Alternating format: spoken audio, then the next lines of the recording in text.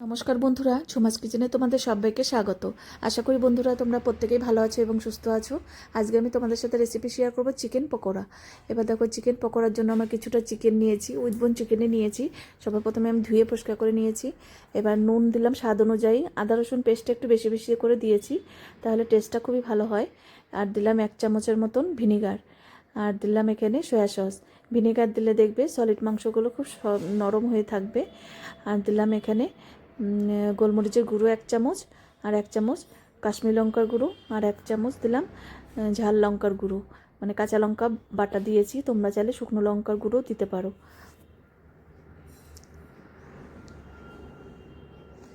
ছোট ছোট করে পিস করে নিয়েছি। আর এটা আমি 1 ঘন্টার জন্য রেস্টে রাখবো। প্রথমে ফার্স্ট ম্যারিনেশন দেখবে এইভাবে করলাম, এটা আমি আধ ঘন্টার জন্য রেস্টে রাখবো। তাতে কি হবে, নুন হলুদ মশলাগুলো সব চিকেনের গায়ে লেগে যাবে, ভেতরে ঢুকে যাবে। এবার আধ ঘন্টা পর আবার এখানে দিলাম ময়দা, 4 চামচের মতন ময়দা আছে। আর ক্রিস্পি করার জন্য একটু এখানে চালের গুঁড়ো দিলাম, তাহলে মুচমুচে হবে। পকোড়াগুলো দেখবে একটু করকরে না হলে কিন্তু পকোড়া ভালো লাগে না।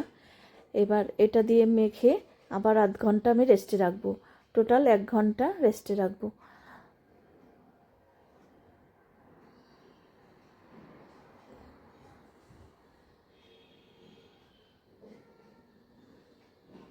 ওকে, এইভাবে ঢেকে রেখে দেবো।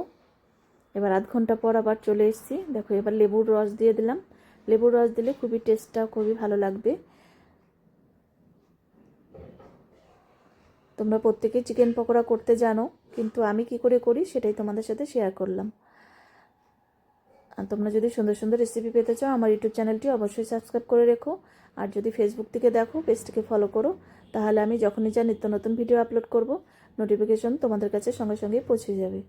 এবার দেখো, সাদা তেল আমি আগে থেকেই গরম করে নিয়েছি। এবার পকোড়াগুলোকে ভেজে নেব, একটু লাল লাল মুচমুচে করে ভেজে নেব। আর গ্যাসের ফ্লেমটা কিন্তু একেবারেই বাড়ানো যাবে না, তাহলে ওপরটা লাল হয়ে যাবে আর ভেতরটা কাঁচা থাকবে।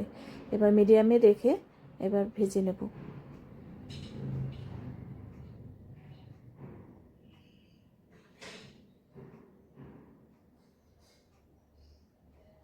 লাল লাল করে ভেজে নেওয়া হয়ে গেছে।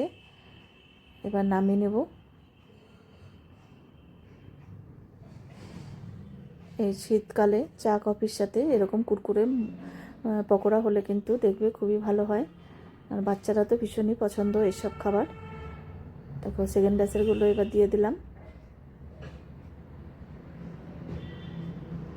এবার অপর পাশটা উল্টিয়ে ঠিক লাল লাল করে আগের মতনই ভেজে নেব।